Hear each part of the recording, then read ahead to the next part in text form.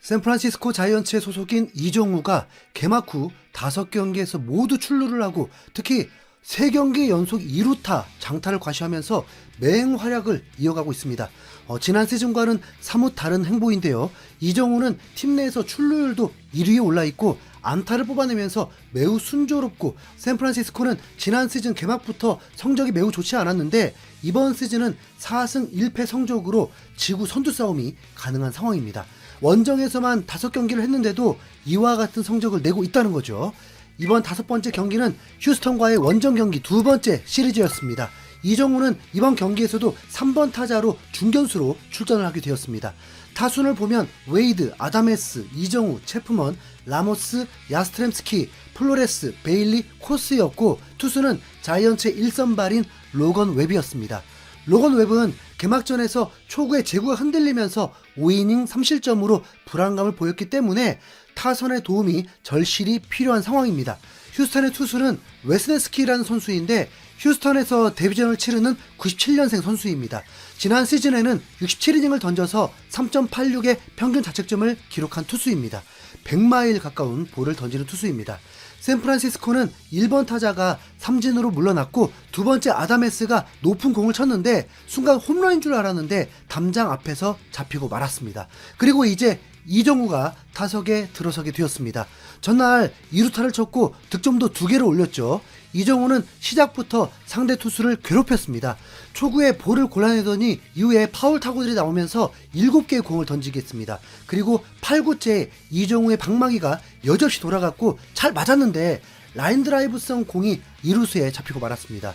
샌프란시스코는 3회에 2득점을 먼저 하게 됩니다. 이후에 이정우는 주자 2루 상황에서 득점권 주자가 있는 상황에서 타점을 올릴 기회가 생겼는데 94마일 바깥쪽 볼을 잡아당겼지만 이번에도 2루수에게 가면서 아웃이 되었습니다.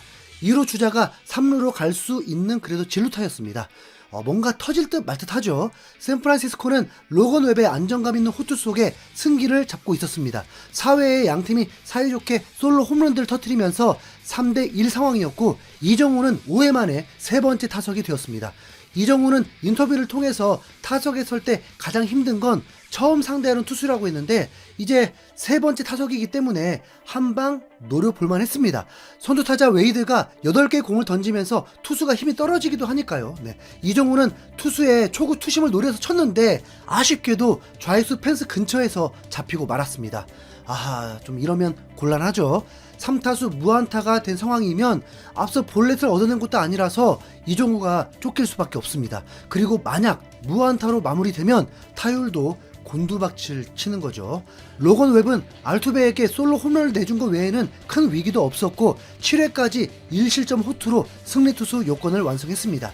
이정우는 플라이볼 2개를 잡아낸 게 유일한 업무였습니다. 이대로면 진짜 연속 출루도 끝나게 되는데요. 8회에 이정우는 선두타자로 나서게 되었습니다. 휴스턴 입장에서는 아직 3대1이기 때문에 포기하긴 일렀습니다. 선두타자가 3번 좌타자가 들어서자 휴스턴 감독은 좌투수를 마운드에 올렸습니다. 이게 야구의 정석이기도 하죠. 하지만 이정우는 좌투수에게도 잘 친다는 거. 그리고 이정우는 그 기록을 그대로 증명해 줍니다. 2구째에 변화구 슬라이더가 들어오자 이정우가 어퍼스윙으로 강하게 휘둘렀고 중견수와 좌익수는 장타를 예상하지 못했는지 뒤쫓아가야만 했고 이정우의 타구가 원바운드로 펜스를 맞는 대형 타구가 나오면서 점수차를 더 벌릴 상황까지 되었습니다.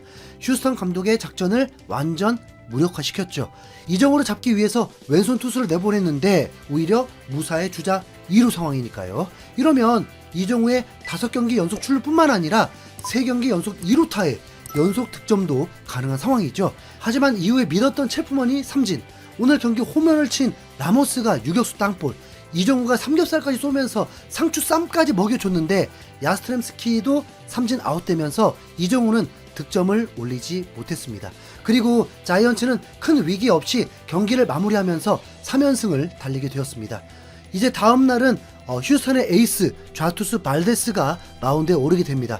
이정우가 저한 선발 투수와 맞대결을 펼치게 되는데 이 투수는 강속구는 아니지만 지저분한 공을 던지는 투수로 지난 시즌도 2점대 평균 자책점을 기록했습니다. 이정우가 홈런 타자는 아니지만 5경기째 홈런이 없거든요. 하지만 타구의 질이 굉장히 좋기 때문에 발사 각도만 잘 맞으면 홈런도 곧 나올 것으로 보입니다. 이정우가 원바운드 펜스 맞은 타구가 지금 168km였거든요. 네. 설마 홈에서 첫 홈런을 치고 싶은 건가? 네. 이정우는 5경기에서 2할 7푼 8리 5안타 6득점으로 팀 내 1위, 2루타 3개, OPS가 0.825, 출루율은 3할 8푼 1리를 기록하면서 몸값은 충분히 하고 있습니다.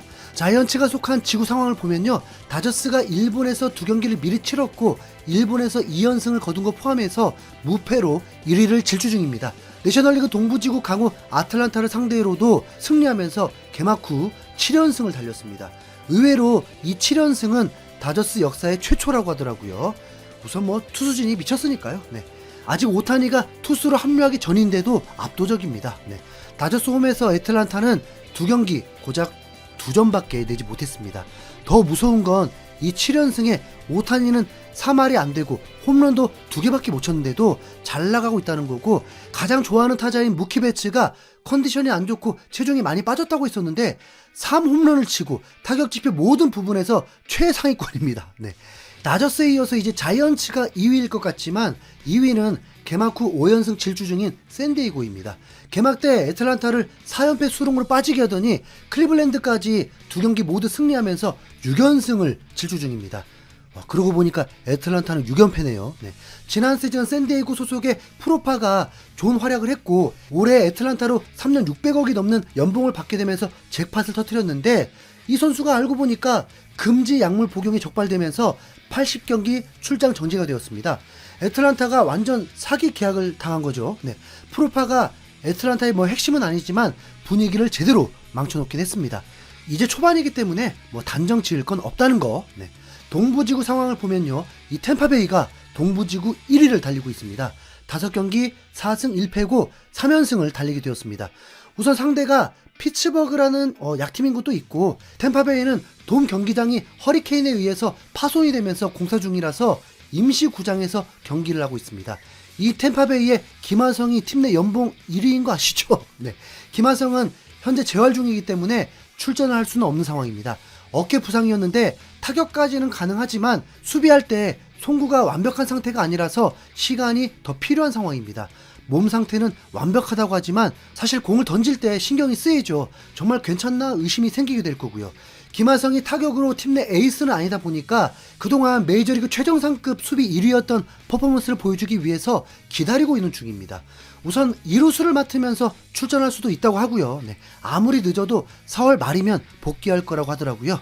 김하성은 샌디에고에서 가을 야구를 2번 경험했는데 최대 내셔널리그 챔피언십 시리즈까지는 진출했었습니다. 규모는 샌디에고가 템파베이보다 더 크지만 커리어는 템파베이가 샌디에고보다 더 좋죠. 네. 김하성이 행복 야구를 할 수 있길 응원합니다. 아무래도 올 시즌은 이정우와 김하성의 활약을 지켜봐야겠죠. 이 두 팀의 맞대결은 8월 중순에 있더라고요. 양팀 모두 지구에서 승승장구하길 응원합니다. 흰수염 고래가 내일도 다시 찾아올 수 있길. 시청해주신 여러분 감사드립니다.